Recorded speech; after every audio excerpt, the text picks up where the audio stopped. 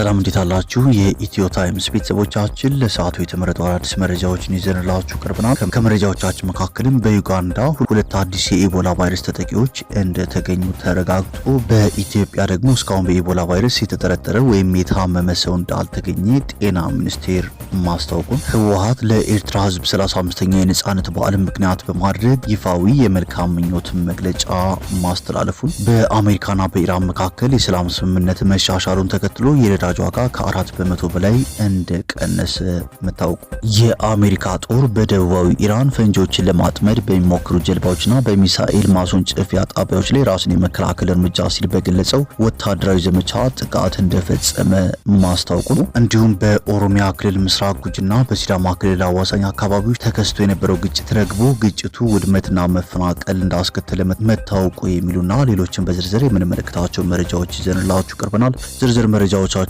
ለማድመጥ ቻናላችንን ሰብስክራይብ በማድረግ የደወል ምልክቷን በመጫንና መረጃውም ለብዙዎች እንዲዳረስ ላይክ በማድረግ እስከ መጨረሻው አብራችሁን ቆዩ።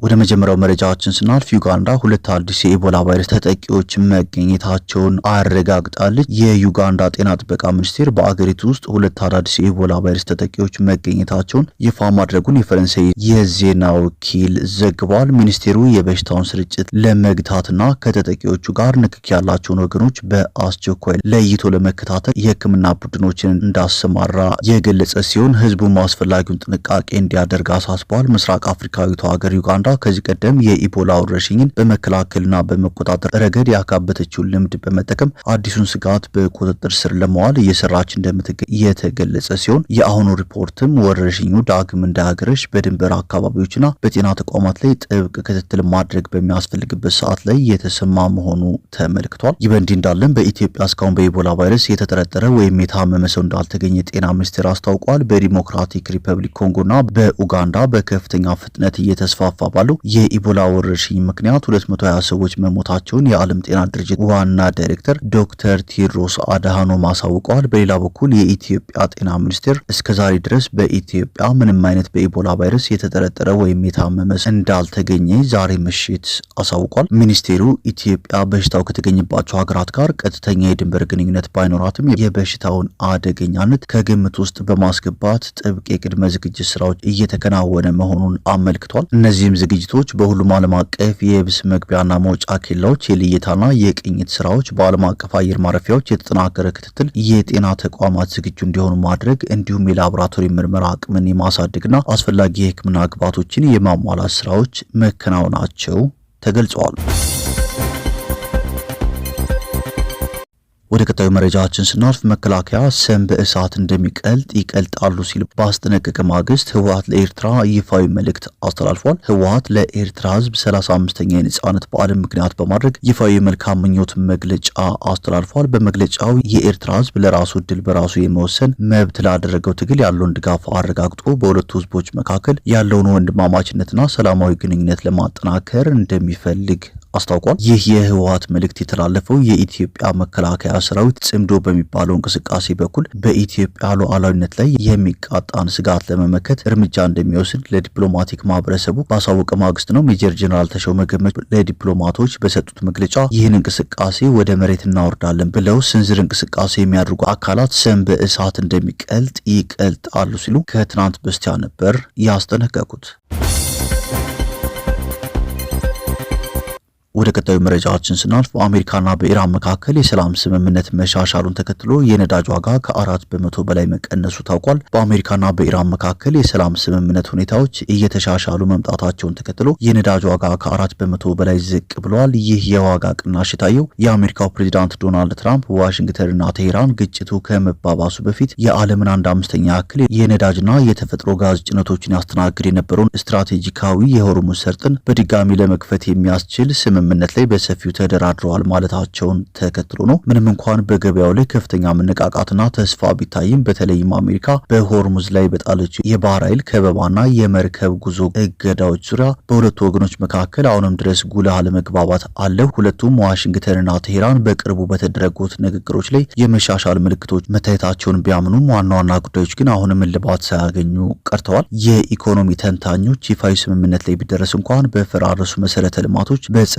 ስጋቶች፣ የባህር ላይ ፈንጂዎችን የማጽዳት ስራዎችና የባህር ትራንስፖርት ኩባንያዎች በቀጠናው ላይ ስራቸውን ለመጀመር መደበኛውን የነዳጅ ፍሰት ለመመለስ ወራት ሊወስድ እንደሚችል አስጠንቅቀዋል። ይህ የነዳጅ ዋጋ በከፍተኛ ሁኔታ መቀነስ በዓለም አቀፍ ደረጃ በባለ ሀብቶች ዘንድ ያለውን መተማመን ከፍ አድርጎታል። በመካከለኛው ምስራቅ ያለው ውጥረት መረጋገጡ የዋጋ ንረትን ጫና ሊቀንስና የዓለም አቀፍ የንግድ መስመሮችን ሊያረጋጋ ይችላል በሚል ተስፋ የእስያ ስቶክ ገበያዎችና የአሜሪካ የንግድ አመልካቾች ጭማሪ አሳይተዋል። በሌላ መረጃ ደግሞ ኢራን በመፈንቅለ መንግስት ሙከራ ተሳትፈዋል በሚል የተከሰሱትን የታጣቂ ቡድን መሪ በሞት መቅጣቷ ታውቋል። የኢራን ታስኒም የዜና ወኪል እንደዘገበ ባለስልጣናቱ በጥር ወር ተፈጽመዋል የተባሉ መፈንቅለ መንግስት ተሳትፎ ተብሎ የተከሰሰውን የታጣቂ ቡድን መሪ አባስ አክባሪን በሞት መቅጣታቸው ተዘግቧል። በሪፖርቱ መሰረት አክባሪ የሀገሪቱ ጠቅላይ ፍርድ ቤት ውሳኔ ተከትሎ በስቅላት ተገድለዋል። በጥር ወር በተስፋፋው ብጥብጥ የህዝብ ንብረት በማውደም እንዲሁም በናይንና በኢስፋሃን ግዛቶች የጸጥታ ኃይሎች ላይ የእጅ ሽጉጥ በመተኮሱ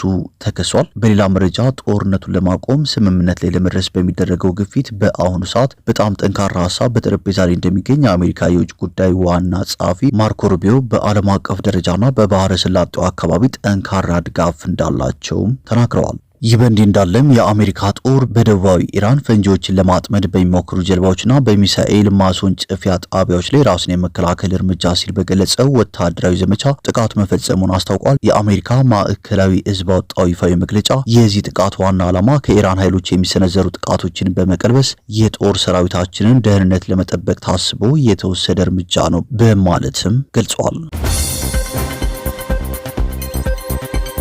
ወደ ቀጣዩ መረጃዎችን ስናልፍ በኦሮሚያ ክልል ምስራቅ ጉጂና በሲዳማ ክልል አዋሳኝ አካባቢዎች ተከስቶ የነበረው ግጭት መርገቡንና ግጭቱ ውድመትና መፈናቀል እንዳስከተለ ተገልጿል። በኦሮሚያ ክልል ምስራቅ ጉጂ ዞንና በሲዳማ ክልል አዋሳኝ ወረዳዎች መካከል ባለፈው ሳምንት መጀመሪያ ላይ ተቀስቅሶ የነበረው ግጭት መቆሙን የሲዳማ ክልላዊ መንግስት አስታውቋል። የሲዳማ ክልል ኮሚኒኬሽን ቢሮ የክልሉን የሰላምና ጸጥታ ቢሮ ዋቢ በማድረግ ትናንት ግንቦት 16 ቀን 2018 ዓ.ም ባወጣው መግለጫ ግጭቱ ባለፉት ጥቂት ቀናት ውስጥ በምስራቅ ሲዳማ ዞን ወይም ሲዳማ ክልል በጭሪ በአሮሬሳና በሆኮ ወረዳዎች እንዲሁም በኦሮሚያ ክልል ምስራቅ ጉጂ ዞን ሄማ በተባለ አካባቢ እንደተከሰተ ይፋ አድርጓል። መግለጫው በአካባቢው የተቀሰቀሰው ግጭት እየተባባሰ በመሄዱ በሲዳማ ክልልም ሆነ በኦሮሚያ ክልል ምስራቅ ጉጂ ዞን በኩል የሰው ሕይወት መጥፋቱን ንብረት መውደሙን ጠቅሶ ነዋሪዎችም ከቀያቸው እንደተፈናቀሉ ጠቁመዋል።